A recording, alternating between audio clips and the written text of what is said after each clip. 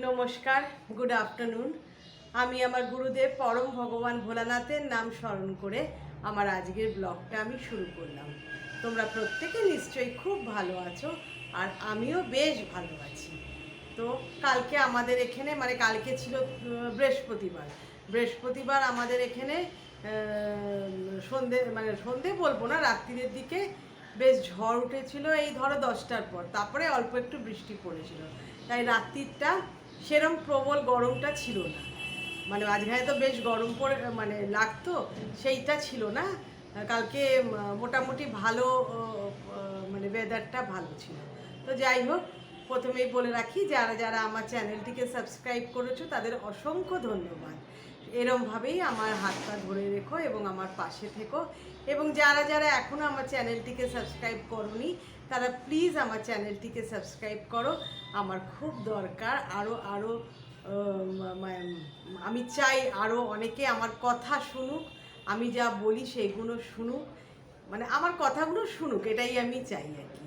তো আমার পাশে থেকো আর সাবস্ক্রাইব করো, লাইক কমেন্ট করো, আমার খুব ভালো লাগবে। তো আজকে আমি আজকের যে কথা বলার আছে সেগুলো তোমাদের কাছে আমি শেয়ার করছি। মনে আছে আমি অনেক দিন আগে একটি ভিডিও দিয়েছিলাম, যেখানে আমি বলেছিলাম আমার ইতিদির কথা, যে চোখের জল অভিশাপ হয়ে দাঁড়ালো। সত্যি অভিশাপ হয়ে দাঁড়িয়েছিল। সে কিন্তু আমার আত্মীয়, নিজের আপন মাসির মেয়ে।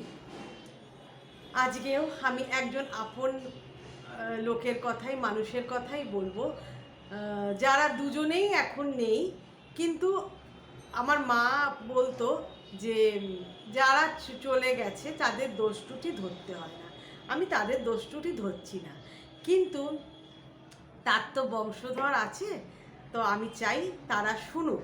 তারা তো অনেকে ভুল ভাবতে পারে, বা তাদের বাবা মায়েরা যে দোষ করে গেছে বা ভুল করে গেছে সেটা তারা জানুক, এটা চাই।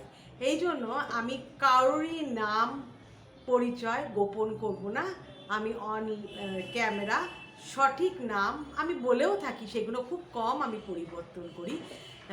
কিন্তু আমি বলবো, কারণ সে জানুক তার মা বা বাবা কি করে গেছে। তো আমি বলছি, আমার নিজের আপন মামা, আমার মেজো মামা, তার নাম, তাকে আমরা মামু বলে ডাকতাম, এবং তার স্ত্রীকে আমরা নতুন মামি বলে ডাকতাম। আমরা প্রত্যেকেই, আমরা সব ভাগনা ভাগ্নিরাই তাই বলেই ডাকতাম। তো তাদের নিয়েই আজকে আমার কথা। তো এর পেছনেও আমার মা আছে, কি বলবো, ওই বলির পাঁঠা বলে সেই রকম। যে আচ্ছা শোনো, কেউ যদি গাল পেতে চড় নিতে চায়, তাহলে তাকে কি কেউ আটকাতে পারবে? তেমনি কেউ যদি ঠকতে চায়, কেউ যদি চোখের সামনে দেখেও দেখে না, বা বুঝেও বোঝে না, এবং তাকে বোঝাতে চাইলেও সে বোঝে না, তাকে আর কি বলবো বলো তুমি? যাই হোক, এরা কেউ নেই, তবু আমি, যেহেতু আমার চ্যানেলের নাম ঝুলনস ওন স্টোরি, তা আমি আমার জীবনের গল্পগুলোই তো তোমাদের সামনে আমি বলবো। অনেকে আগের ওই অভিশাপের ব্লগটাতে অনেকে বলেছিল তোমাদের পার্সোনাল কথা বলেছো কেন, কিন্তু পার্সোনাল কথা তো আমাকে বলতেই হবে, কারণ এটা তো আমার নিজের জীবনের গল্প। তো আমি আর বনিতা করছি না, আমি অগ্রসর হচ্ছি। আমার যে এই নতুন মামি, আমার মেজো মাইমা, নতুন মামি, যখন তার বিয়ে হয় তখন তার বয়স 17 বছর। কিন্তু আমার মামার বয়স ছিল তখন 36-37, কি আরও বেশিও হতে পারে, আমি ঠিক বলতে পারবো না। মামুর বিয়ে কেন হচ্ছিল না, বা আমি তো খুবই ছোট, আমার ঠিক মনে নেই। তা হচ্ছিল না, বা মামু নিজেই করছিল না, জানি না। তো যার সঙ্গে বিয়ে হয়েছিল নতুন মামি, কল্পনা, তার নাম ছিল কল্পনা। তো সে লেখাপড়া করেনি, মাধ্যমিকেও পাস না। তার বাবা ছিল না, গত হয়েছিল, এবং তার মায়ের 3টি কন্যা সন্তান, এ কনিষ্ঠা, এবং 2টি পুত্র, তারা আরও ছোট, 3টে মেয়ে পরপর, তারপরে 2টো ছেলে। তো আর্থিক অবস্থা খুবই খারাপ। তো যখন সম্বন্ধটা এসছিল তখন আমার মামুর সঠিক বয়স এবং ওই হিনমটরের যে ফ্যাক্টরিটা ছিল সেই হিনমটর ফ্যাক্টরির চিফ ইঞ্জিনিয়ার ছিল আমার মামু। তো ওই ফ্যাক্টরিতে এখন নেই, অনেক দিন আগেই উঠে গেছে। তা জানি না এখন খুলেছে কিনা আবার বলতে পারবো না। তা ইঞ্জিনিয়ার ছিল। তা সেই সুবাদে তো আমার দিদা আমাকে কিন্তু সব কথা বলেই তাদের বলেছিল যে এই ব্যাপার, কিন্তু বয়সের অনেক তফাৎ, তা আপনারা কি দেবেন? তখন ওর মা মানে নতুন মামির মা মানে কল্পনা যার নাম, তার মা তাদের লেখাপড়া করে না, আড্ডা মেরে বেড়ায়। ওরা ছিল তোমার ওই নর্থ বেঙ্গলের লোক, মানে এখানকার না, মানে পশ্চিমবঙ্গের তো বটেই, কলকাতা না, উত্তরবঙ্গের লোক। তো তাদের মা তো দেখলো যে মোটামুটি অবস্থাপন্ন ঘর ছেলে, ভালো কাজ করে, হোক না বয়স বেশি, বিয়ে দিয়ে দিল। এবং দিদা কিচ্ছু চাইনি, 4 গাছি ব্রোঞ্জের ছুরি, একটি কানের ঝুমকো দুল এবং একটি গলার নেকলেস দিয়ে তার বিয়ে হলো। দিদা কিন্তু গা ভরে দিয়েছে, মানে যতটা সম্ভব, তখন তো দাদু ছিল না, যতটা সম্ভব, যেমন হাতের বালা, পিন মানে বলতে গেলে ওই মানতাসাকে বলে, মারা পিন বলতো কেন জানি না, ওই মানতাসা, একজোড়া মানতাসা, হাতের বালা, 12 মাস পরার হার, টুকটাক জিনিস দেওয়া হয়েছিল। এবং মামুকেও ওর শ্বশুরবাড়ি থেকে শুধু একটি আংটি দেওয়া হয়েছিল, আর কিছু দেওয়া হয়নি। তো সেরমভাবে বিয়ে থা হলো। আমাদের মানে দিদার তো কোনো চাহিদা ছিল না, এলো।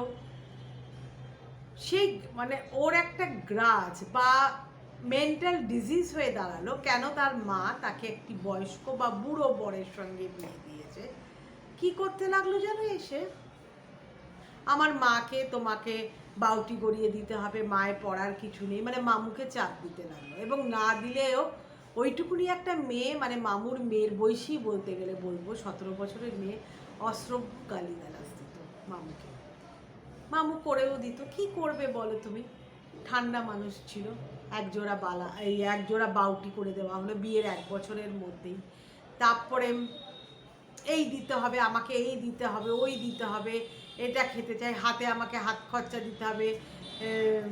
এবং রান্না বান্না কেমন করতো জানো, প্রচণ্ড ঝাল দিয়ে, মানে সে নাকি লঙ্কা ছাড়া খেতে পারে না, তেল ঝাল মশলা দিয়ে সে রান্না করতো।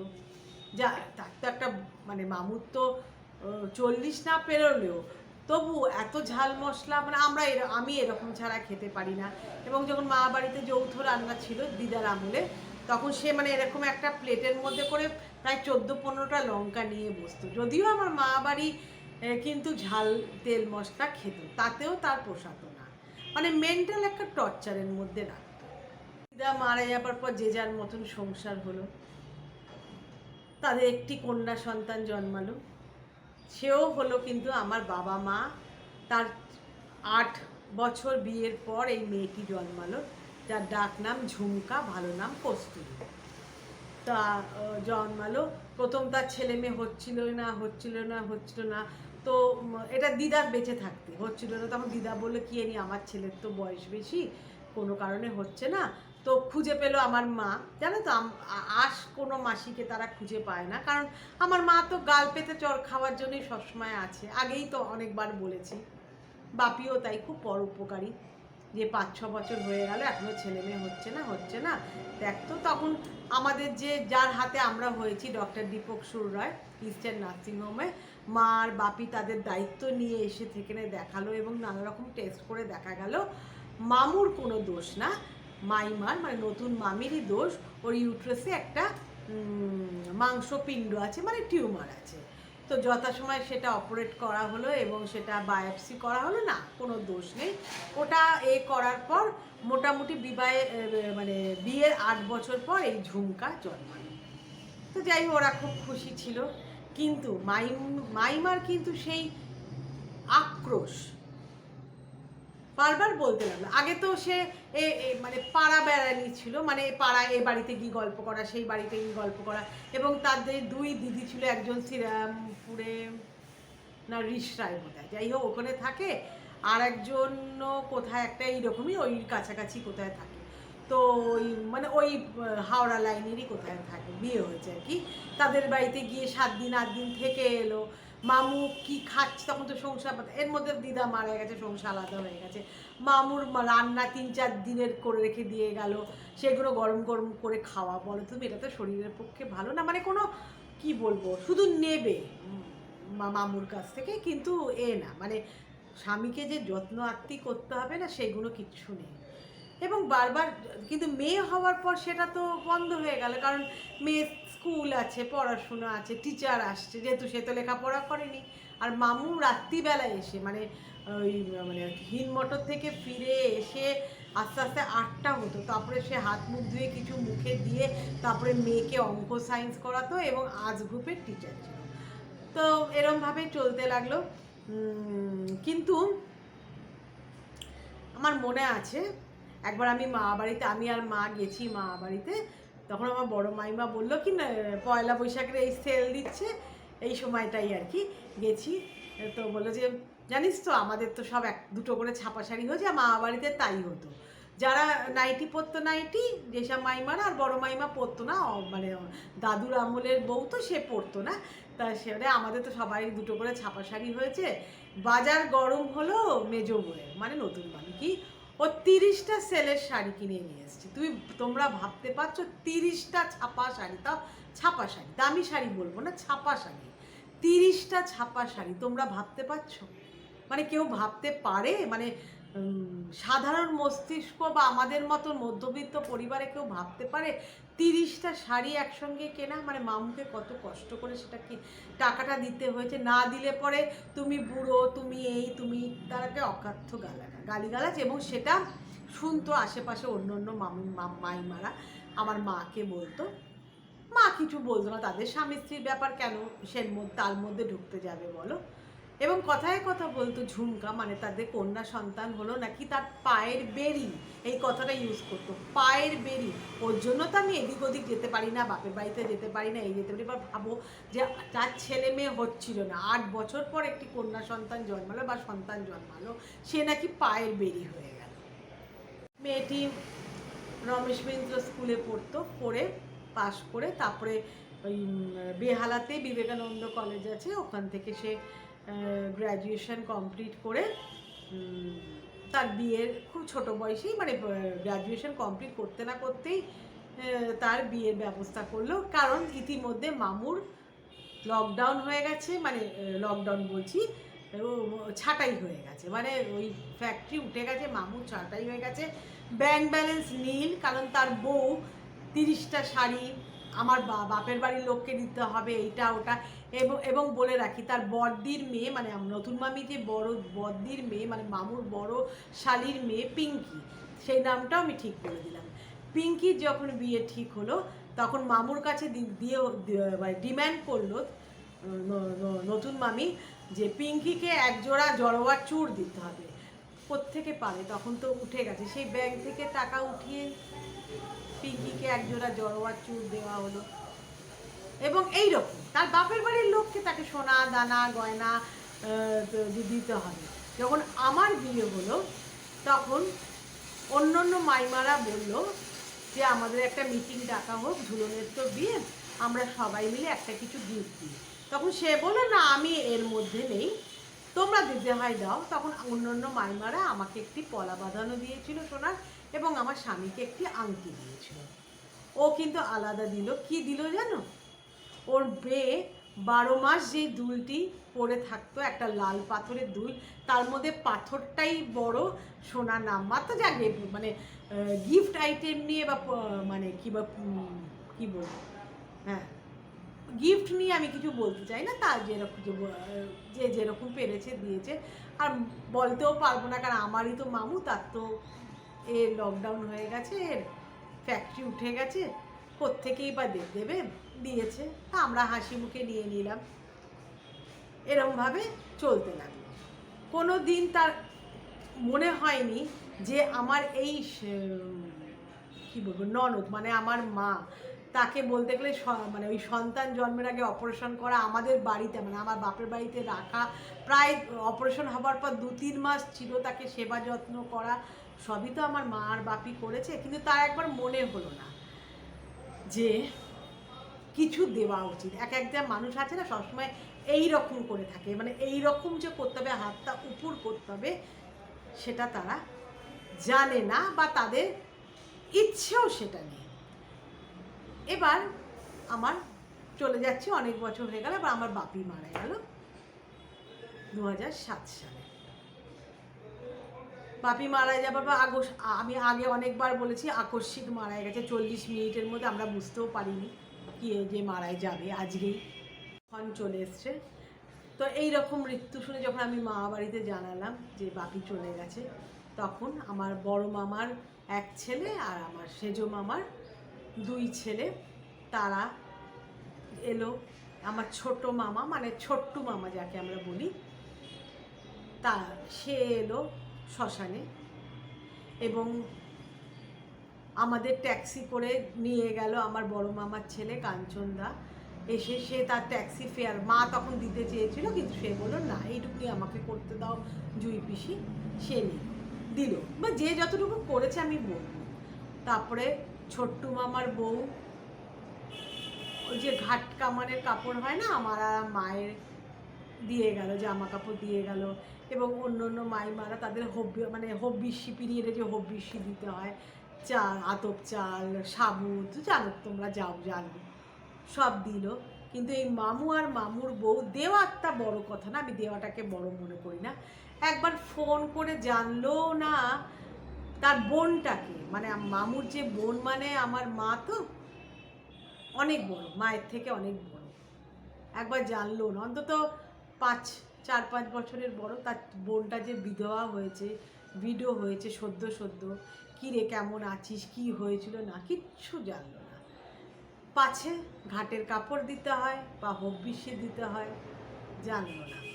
বাপির যে যখন কাজের আগে আমি তাদের বাড়িতে কার্ড নিয়ে নেমন্তন্ন করতে গেলাম, মা বলল 5 ভাইকে আলাদা আলাদা কার্ড দিয়ে নেমন্তন্ন করিস, সবাই তো এখন এক না, আবার একজনের নামে, তখন আমার বর বলল যে বড় মামার নামেই কার্ড দেওয়া হোক না, কেন বড় মামাকে দেওয়া মানেই তো সবাইকে দেওয়া। তো মা বলল না, যেহেতু হাঁড়িয়ালা, তো আমরা মানে প্রত্যেককেই কার্ড দেবো। তো প্রত্যেকের ঘরে ঘরে গিয়ে আমি কার্ড দিয়ে এলাম। যখন নতুন মামির ঘরে গেলাম, তারা বাপির কি হয়েছিল না হয়েছিল কিচ্ছু জানার চেষ্টা করলো না, কিন্তু অন্য অন্য মামা মাইমারা কিন্তু, তারা তো মানে মামারা তো এসছিল, তারা বাবা মা তো তারা জানে, তারা তাদের বলেছে, তারা বলছে খুব খারাপ লাগছে এর তার মানে মামু মানে পুরো কনভার্ট হয়ে গেছে, মা বলার সাহস নেই। কি করলো জানো, কার্ডটা নিয়ে রেখে দিল, রেখে দিয়ে বলল আমরা তো ওই সময় থাকবো না, আমরা কোথায় একটা যাবে, মেয়ের বাড়িতে যাবে, মেয়ের বিয়ে হয়েছে দিল্লিতে, মেয়ের বদলি, মানে মেয়ের জামাইয়ের বদলি চাকরির সুবাদে তারা তখন লাদাখে ছিল, আমরা তো লাদাখে চলে যাচ্ছি, আমরা যেতে পারবো না বলে। তবু তো মানুষ বলে তোর বাপি হঠাৎ চলে গেল, আকস্মিক, ভাবতেই পারিনি, মানুষ তো এরকম বললো তো না। সে তার মেয়ের, তখন ইতিমধ্যে মেয়ের ঘরে মেয়ে হয়েছে, নাতনি হয়েছে, মানে ঝুমকার মেয়ে হয়েছে, সে মেয়ে দেখ আমার নাতনির ফটো, দেখ আমার এই ফটো, সে ওই সব গল্প করতে লাগলো। আমার তখন সদ্য বাবা হারিয়েছে, তো আমি বাপি চলে গেছে, তারপরে মেন্টাল প্রিপারেশন, মানসিকভাবে তো আমরা প্রস্তুত ছিলাম না যে বাপি চলে যাবে, একটা সুস্থ মানুষ চলে গেল। বিশ্বাস কর আমার না ওইগুলো শুনতে আর ভালো লাগছিল না। তখন মনে হচ্ছিল যে, তখন বাপির কথাই মনে হচ্ছিল, এবং খুব খারাপ লাগছিল জানো, যে একজনরা আনন্দ ফুর্তি করে এরকম বলছে যে আমার মা এত করলো, মানে এটা আমার মনে হচ্ছিল। তো এসে আমি বাড়িতে চলে এলাম, মাকে সেদিনকে আমি কিছু জানাইনি, এটা পরে, অনেক পরে মাকে আমি জানিয়েছি। তা চলে এলাম, তারা তো এলো না বলেই দিতে লাদাখে চলে যাবে, এবং শ্রাদ্ধের দিন কিন্তু তারা লাদাখে যায়নি, মানে তখন ওরা কিন্তু যায়নি, 2-3 দিন, হ্যাঁ যাবে টিকিট কাটা, কিন্তু অন্য মামা যারা এসেছিলো শ্রাদ্ধানুষ্ঠানে তারা বললো ওরা কিন্তু যায়নি, ওরা 2 দিন পর যাবে, কিন্তু এলো না। তাই এলো না কারণ তাদের কিছু তো দিতে হবে, এলো না, যে চাই না তো আমাদের দিতে হবে।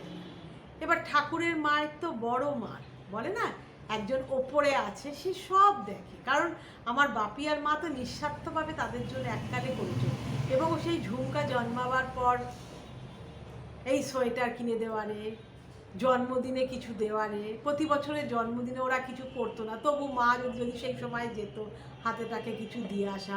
সে যখন কলেজে ভর্তি হলো, কলেজের ব্যাগটা আমার মা কিনে দিয়েছিল, সে তো পিসি, দিতেই পারে। কিচ্ছু মনে রইল না তাদের। ওই যে বললাম, ঠাকুরের মার, বড় মার, উনি সব দেখেন। 1 বছরও গেল না, মানে বাপি গেল ধরো মে মাসে, 26শে মে বাপি চলে গেছিল। মে মাসে, সেপ্টেম্বর কি, হ্যাঁ সেপ্টেম্বর মাসে আমাদের বড় মাসি মাকে ফোন করে বলল, জানিস, মানে আমার মামুর নাম করে বলল, ওর না কিডনি নষ্ট হয়ে গেছে, 2টো কিডনি নষ্ট হয়ে গেছে প্রেশারে, এবং ওই মাইমার অতিরিক্ত ঝাল মশলা তেলের রান্না খেয়ে 2টো কিডনি নষ্ট হয়ে গেছে। ও কি করে পারবে রে, ওর নাকি ডায়ালিসিস শুরু হয়ে যাচ্ছে, মানে প্রথম স্টেজেই তাকে ডায়ালিসিস করতে হবে, তার মানে আগে থেকেই তার হয়েছে, করতে হবে। ও কোত্থেকে টাকা পয়সা পাবে রে, তুই তো পেনশন পাস, তোর তো মেয়ের বাড়িতে কোনো খরচা লাগে না, তুই কি কিছু সাহায্য করতে পারবি? আমিও তাহলে, আমি তো যেতে পারবো না বেহালায়, তুই তো আমার থেকে অনেক ছোট, তুই যখন যাবি আমি তাহলে কাউকে দিয়ে কি তোর হাতে টাকা পাঠাবো, তাহলে তুই একটু দিয়ে আসবি। তো মা ভেবেছিল একবারই হয়তো টাকা দিতে হবে অনেকটা, তো মা তখন গিয়ে প্রথমবারে অনেকটাই টাকা পয়সা দিয়ে এলো। তারপরে বললো তাদের নাকি চাহিদা, তাতে হবে না। তখন মা ঠিক করলো প্রতি মাসে 2000 টাকা করে নেবে। দেখো 2007-08 কথা আমি বলছি, হ্যাঁ 7-এর কথা বলছি, তখন কিন্তু 2000 টাকার মূল্য ছিল। তো মা বলল 2000 টাকা দেবে, মা প্রতি মাসে দেবে। মাইমা মানে নতুন মামি তখনও বলে যাচ্ছে, এই তো ঝুমকার বর এই মাসে 8000 টাকা পাঠিয়েছে, ওই মাসে এত পাঠিয়েছে, তা তার মেয়ে জামাই যদি এত টাকাই পাঠাবে তাহলে তাদের টাকা লাগছে কেন?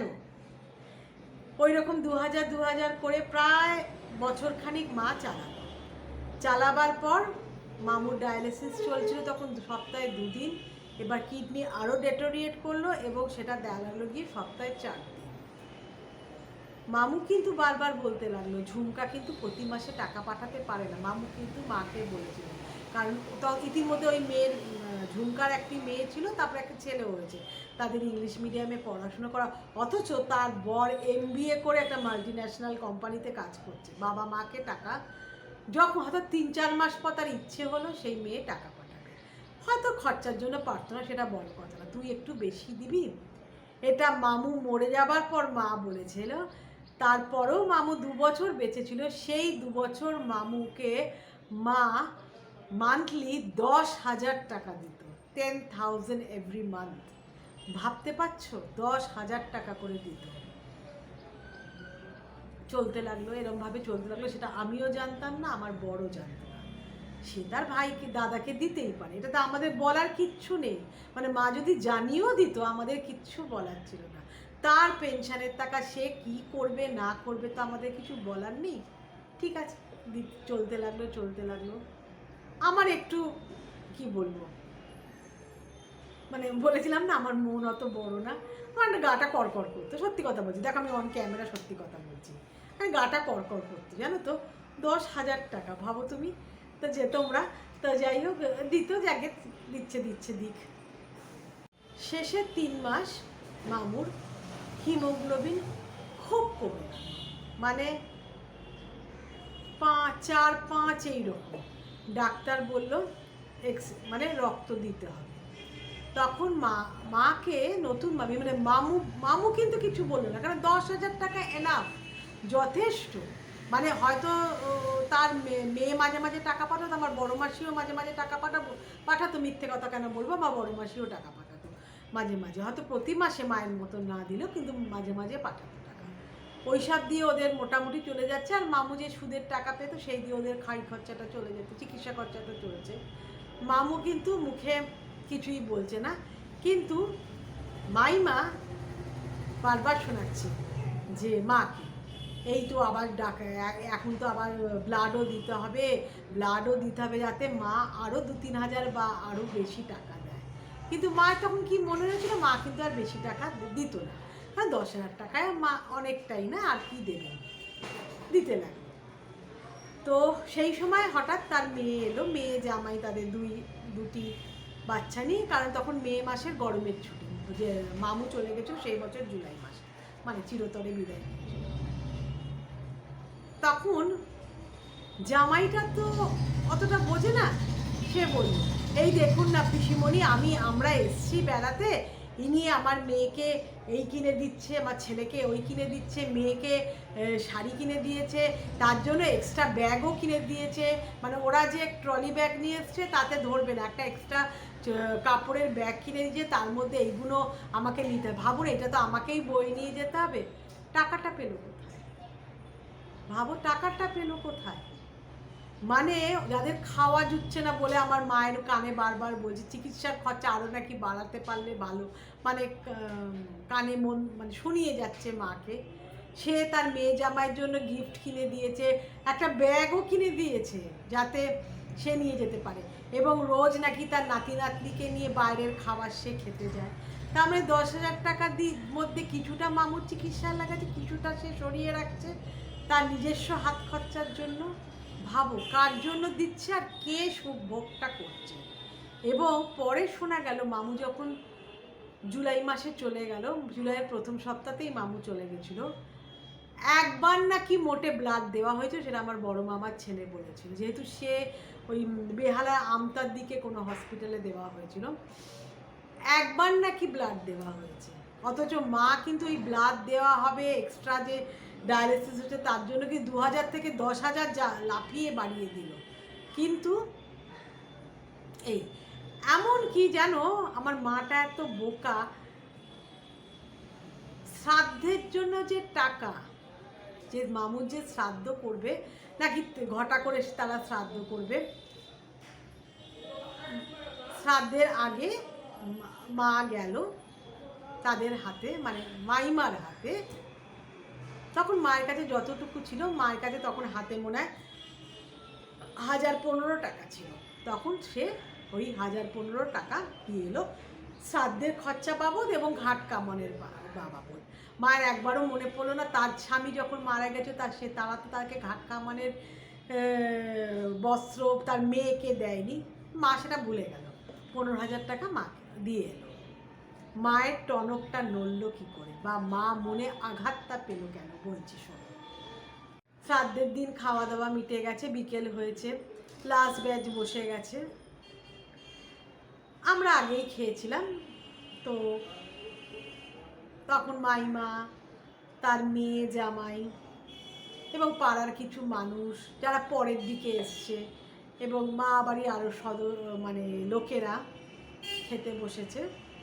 তখন কিছু পাড়ার লোকেরা বলছে যে খুব ভালোভাবেই তো শ্রাদ্ধ শান্তি করলে, বেশ বড় করেই দেখলাম শ্রাদ্ধ করলে, খাওয়া দাওয়াও ভালো হয়েছে। যদিও শ্রাদ্ধে একজন বলছে কুট্টুসের, এই পাড়া একটা ছেলে ছিল, বাচ্চা ছেলে, তার নাম কুট্টুস, কুট্টুসের বাবা বলছে যে ভালোই সব আয়োজন করেছো বা ভালোভাবে মানুষটা সব কাজকর্ম হলো।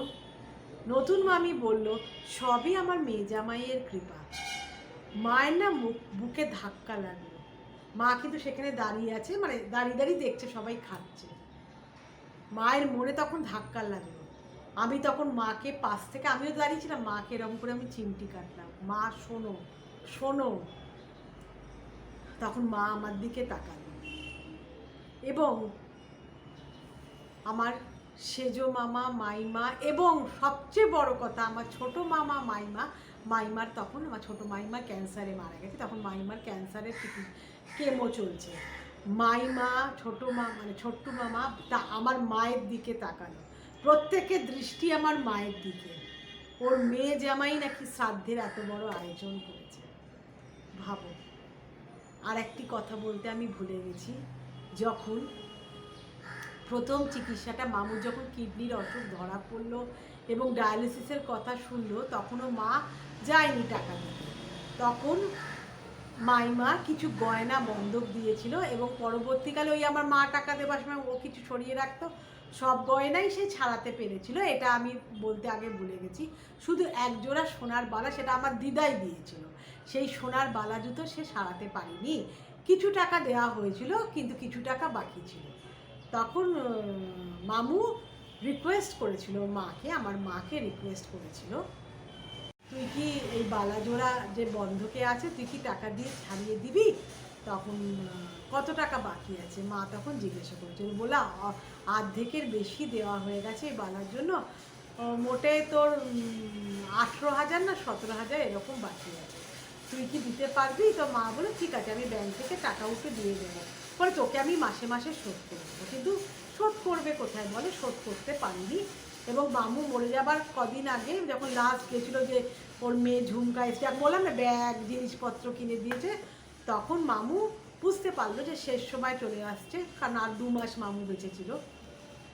তখন বলেছিল যে, মাকে বলেছিল যে তোর বালা জোড়ার টাকাটা তো আমি দিতে পারলাম না, তখন বউকে শুনিয়ে বলল ওই বালা জোড়া কিন্তু ওকে দিয়ে দেবে, আমি মরে গেলেই ওই বালা জোড়া তুমি ওকে কিন্তু দিয়ে দেবে, কারণ ওটাই কথা হয়েছিল যে আমি যদি টাকা শোধ না করতে পারি বালা জোড়া তুই নিয়ে নিবি বা ওকে দিয়ে দেবে। তখন মাইমা কিন্তু মাথা নেড়ে বলেছিল হ্যাঁ হ্যাঁ নিশ্চয়ই, আমি আর তুমি চলে গেলে আমি আর বালা নিয়ে কী করব। চলে গেল। তারপর তো ওই শ্রাদ্ধের ওই ঘটনা ঘটলো, সবাই মায়ের দিকে তাকিয়ে আছে যে তার মেয়ে জামাই নাকি শ্রাদ্ধের কাজ করেছে। তারপরে সেই 2007 থেকে 2020 বালা জোড়া দিল না, মাও আর চাইনি, কারণ মা আমাকে বলেছিল ও যদি, এখন মায়ের ওই যে শ্রাদ্ধের দিনের কথাটা শুনে মায়ের কষ্ট লাগলো, ওই জন্য মা এসে সেদিন আমাকে বলল জানিস এই 4 বছরে আমি দাদাভাইকে, মা দাদাভাই বলতো, দাদাভাইয়ের চিকিৎসার জন্য প্রায় 3 লাখ টাকা দিয়েছি, মানে 3 লাখ পুরো না, 2,80,000 না 85,000 টাকা, মা একটা ডায়েরিতে লেখা ছিল, সেটা মা প্রতি মাসের হিসেব রেখেছিল।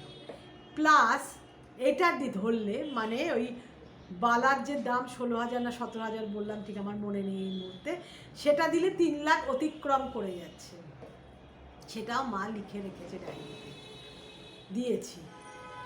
আমি কিন্তু বালা জোড়া নিতাম না, কেন নিতাম, ও শখের জিনিস, এবং ওটা আমার মাই তোকে আশীর্বাদ করে দিয়েছিল, কিন্তু ও কিন্তু একবারও বলল না মুখে যে জুইদি এই বালাজোড়া তো তোমাকে দিয়ে দিতে বলেছে তোমার দাদা, তুমি নিয়ে যেও বালাজোড়া, বা আমি কি তোমাদের বাড়িতে যাব গিয়ে বালাজোড়া দিয়ে আসবো।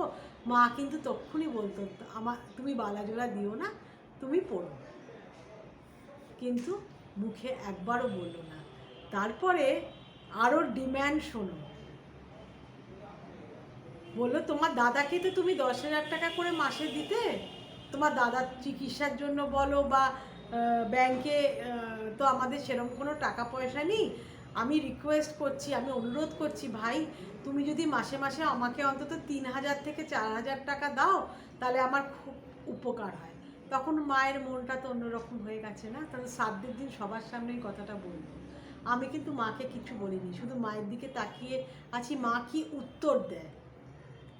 ফোনে কথা হচ্ছে, মা কিন্তু সেদিনকে কড়া জবাব দিয়েছিল, আমি তোমাকে আর 1 পয়সাও দেবো না, আমি আমার দাদার চিকিৎসার জন্য টাকা দিয়েছি, তোমার খাই খরচার জন্য তোমার মেয়ে জামাই আছে, তোমার মেয়ে জামাই তো নাকি শ্রাদ্ধের সব খরচা দিয়েছিল, তা তোমার মেয়ে জামাই কোথায়, তোমার মেয়ে জামাই তোমার খাবার খরচা নেবে। আমার মেয়ে জামাই যেমন আমাকে নিয়ে এসে এখানে রেখেছে, আমার দেখাশুনো করছে, তুমি তোমার মেয়ে জামাইয়ের কাছে চলে যাও, আমার দিকে তাকিয়ে আছো কেন? না তুমি তো অনেক পেনশন পাও, সেটা তো এতদিন তোমাদের পেছনে খরচা করেছি, এবার তো আমাকে আমার জন্য জমাতে হবে না, আমারও তো বুড়ো বয়স আছে, আমি এমন তো না যে আমি শুয়ে পড়বো না, এরম গ্যারান্টি তো নেই। ঈশ্বর যেন, মানে ঈশ্বরের কাছে আমি প্রার্থনা করি যেন সেদিন আমার না আসে যে আমাকে শুয়ে পড়তে হলো বা অসুস্থ হয়ে দিনের পর দিন কাটাতে হলো, কিন্তু যদি হয় তাহলে তো আমার এই টাকাগুলো দিয়ে আমাকে সাহায্য করবে, আমি তোমাকে একটা পয়সাও দেবো না। মানে এই কথাটা বলার পর আমি মায়ের দিকে তাকিয়ে দেখলাম, মানে আমার মা এই কথা বলতে পারে, আমার মা কোনোদিন কাউকে না বলে না, জানো তো, সেই মা না করলো। আমি তখন আমার মানে হাজব্যান্ড বাড়িতে আসার পর আমি বললাম যেন মা আজকে এই কথাটা বলেছে, তুমি বিশ্বাস করতে পারো, আমার মাকে আমার স্বামী নাম দিয়েছিল রানী রাসমণি। তখন আমার স্বামী হেসে বলল যাই হোক এই যুগের রানী রাসমণি কিছুটা হলেও চেঞ্জ হয়েছে, মানে সব কিছু বিলিয়ে দিচ্ছে না, মানে বিলিয়ে দিয়েও সে এখন নিজের, মানে মা নিজেরটা ভাবছে যে নিজের জন্য, নিজের বয়সে, যে তোমাদের আগেও মা আমার মায়ের মৃত্যুবার্ষিকীর দিন আমি বলেছিলাম যে মাকে নার্সিংহোমে 3বার ভর্তি করতে হয়েছে, এবং নার্সিংহোমে ঢোকা মানেই জানো তো তুমি প্রত্যেকবারে 1 থেকে 1.5 লাখ টাকা খরচা। শুধু প্রথমবারে মনে হয় একটু কম লেগেছিলো, ওই 50-60 হাজার মনে হয় লেগেছিলো, কিন্তু আর দুবার কিন্তু একবার বোধহয় 1.5 লাখ, একবার বোধহয় 1,10,000 টাকা। তারপর আনুষঙ্গিক ডাক্তার খরচা, এই খরচা। যাই হোক, মা যে বুদ্ধি করে এই কথাটা বলেছিল, মা যে বোকার মতন বলে দেয়নি হ্যাঁ হ্যাঁ তোমাকে আমি মাসে মাসে 3,000 টাকা বা 5,000 টাকা পাঠাবো, এটা যে বলে দেয়নি, এটাই হলো যথেষ্ট, মায়ের পক্ষে যথেষ্ট। তাই আমার বর বললো, বাবা রানী রাসমণিও এরকম কথা বলতে পারে? কারণ এই আর কি মেরে আমার বর আমার মাকে রানী রাসমণি বলতো। তার কারণ আছে, আমাদের পাড়ায় একজন চাওয়ালা ছিল, মানিকদা, তার ছেলে চাওয়ালা, তো অনেক সময় টিউশন খরচা চালাতে পারতো, যদিও সে ফ্রি স্কুলে পড়তো, এই আদর্শ বিদ্যা মন্দিরে পড়তো তার ছেলেটি। তার টিউশন খরচা বাবদ মা ওকে মাঝে মাঝেই টাকা পয়সা দিত, এবং আমাদের বাড়িতে যে পেপার দেয় তখন দিত, এখন একজন মহিলা পেপারওয়ালি দেয়। তার মেয়ে যখন মাধ্যমিক পাশ করলো, মাধ্যমিক পাশ করার পর স্কুলে ভর্তি হওয়ার সময় একটা টাকা, তবে ড্রেস করার জন্য কিছু টাকা তার দরকার ছিল, তখন মা ওকে 2,500 না 3,000 টাকা দিয়েছিল। তো এইসব দাতব্য কার্য করে বেড়াতো চুপি চুপি, মানে, এবং বলে বেড়াতো যে আহা ও চেয়েছে, দেখ একটা ছেলে লেখাপড়ার ব্যাপার, কেন দেবো না বল। তো এই জন্য আমার বর বলতো মাকে রানী রাসমণি। তো রানী রাসমণি এরকম কথা বলতে পারে শুনে আমরা খুব অবাক হয়েছিলাম। যাই হোক, তোমাদের আজকে আমার ব্লগটা কেমন লাগলো, আমার রানী রাসমণির গল্প তোমাদের কেমন লাগলো জানিও। ভালো লাগলে অবশ্যই আমার চ্যানেলটিকে সাবস্ক্রাইব করো, লাইক কমেন্ট করো, আমার খুব ভালো লাগবে। Bye bye, thank you so much.